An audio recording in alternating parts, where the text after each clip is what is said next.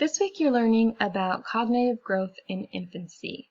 And Piaget was really the most prolific theorist of our time in putting forth a theory or a broad explanation of how cognitive growth advances at every developmental age, from infancy to adolescence. But for this class, we're going to be focusing mostly on his contribution to the period of infancy. Now, in order to understand how Piaget thought cognitive growth occurred, we need to understand a couple of concepts. But first, we need to know the difference between a scheme and a schema. A scheme is an organized pattern of behavior. So, for example, a baby may have a scheme for sucking. They have a pacifier that they suck, and they do that quite systematically. They do it the same way every time they suck that pacifier.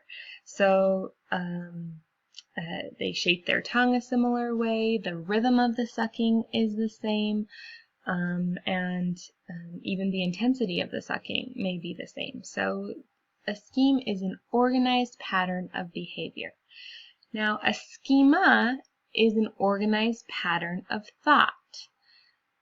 So babies start to have mental categories that they can put new information into. So they may have a category for color.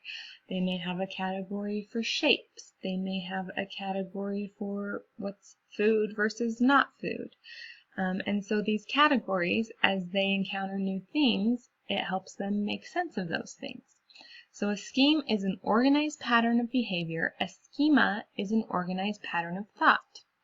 Now, the way that cognitive growth happens, according to Piaget, is via one of two processes, either assimilation or accommodation. Assimilation happens when we encounter something new and we can fit it nicely into our pre-existing scheme or schema. So let's think of that baby who's sucking on his pacifier. He sucks on his pacifier. He has this rhythm, this pattern of behavior that he returns to it again and again. And then he's given a bottle. Well, he can assimilate that bottle into the sucking scheme of his pacifier. So he shapes his tongue around it the same, he sucks with the same intensity, and it's a very nice new experience for him. So his scheme of what he knew from his pacifier is very relevant to the behavior he is now engaging in with his bottle. So he assimilates that bottle into his existing scheme. Assimilation is when we encounter something new and it fits nicely into something that we already knew. Accommodation, on the other hand, happens when we encounter something new and we have to change what we knew before because of that something new. So think of let's think of an infant who has a scheme for crawling. Infant is crawling. They know they kind of have this pattern of behavior that gets them from here to there. And then they have a new experience. Think of a baby girl who is trying to use her scheme of crawling while she's wearing a dress. Now, if you've ever seen a little baby girl trying to crawl in a dress, you know it can be a difficult experience because what happens is she nails on her dress and she kind of gets caught up in that. And so what usually works for her, that organized pattern of behavior, doesn't work for her anymore. And so she has to accommodate her scheme of crawling. She has to change it. She has to broaden it and expand what she previously knew as crawling. She needs to say, all right, this is also crawling. And so she may walk on her or crawl on her hands and toes to avoid her dress. She may hike up her dress and crawl with a wider stance to accommodate that. But she changes what previously she had known that category to be. She broadens it to include something more than what she knew before. So Piaget understood that cognitive growth happened versus assimilation or accommodation. And as we try to assimilate or accommodate things, what typically happens is the following. A baby with a scheme for sucking may encounter something new, like a block. Now, you know, babies explore with their mouths first, and so that baby puts the block to their mouth and tries to suck on that block, the same way they would suck on their pacifier. They're trying to assimilate this block into their sucking scheme. And what happens is it doesn't work very well. So they try to assimilate this, and it's not as satisfying. They can't suck on the block the same way they can suck on the pacifier or the bottle. And so they're in this state of disequilibrium.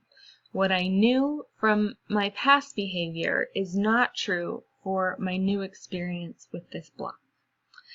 And Piaget thought that this state of disequilibrium, this conflict that we encounter sometimes when we come across new information, that is the prime opportunity for cognitive growth.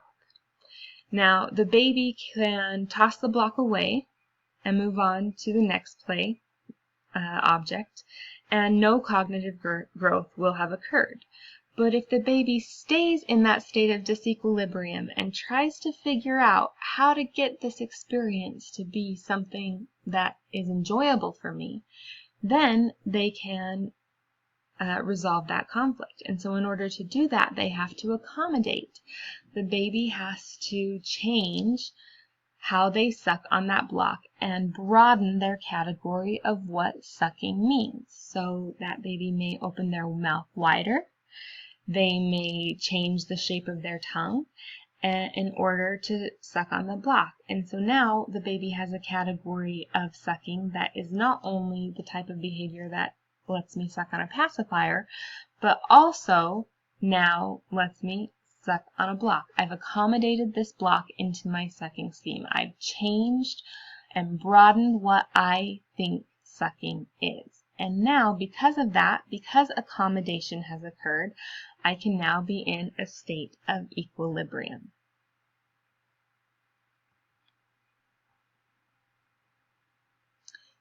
So, to illustrate this concept more, I want to tell you about an experience I had with my nephew. I took my nieces and nephews to the movie Rango a while ago. And this is a movie about some desert creatures. It's kind of like a Western theme. And my 2-year-old nephew was sitting on my lap, and the villain in this movie was a snake, the snake right here. And as my 2-year-old nephew was sitting on my lap, every time the villain would come on the screen, he would try to assimilate that snake into his pre-existing category of what snakes were. And he was having a hard time doing that. And so he would say very loudly, every time the snake came on the screen, he would say, "Snakes don't wear hats."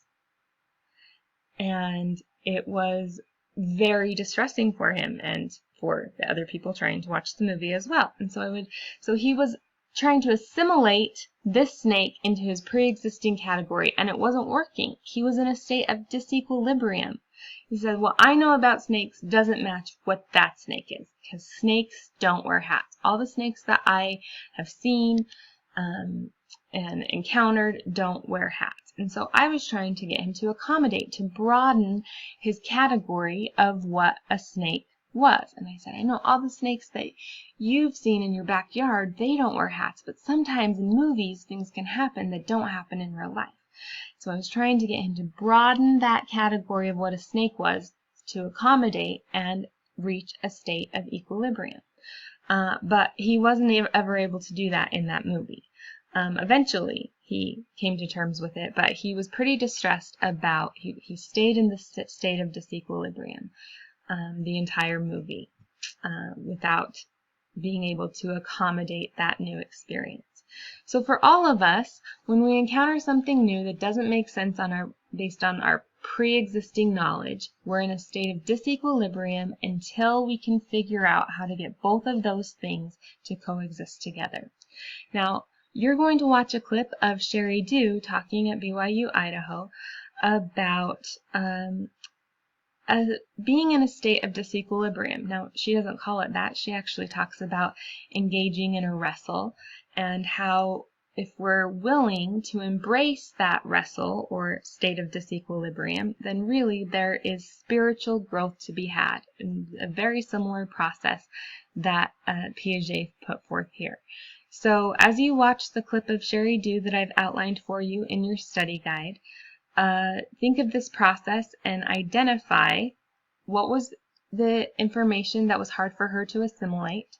What did she do when she was in a state of disequilibrium, and so that she could accommodate that new information and maintain a sense of equilibrium.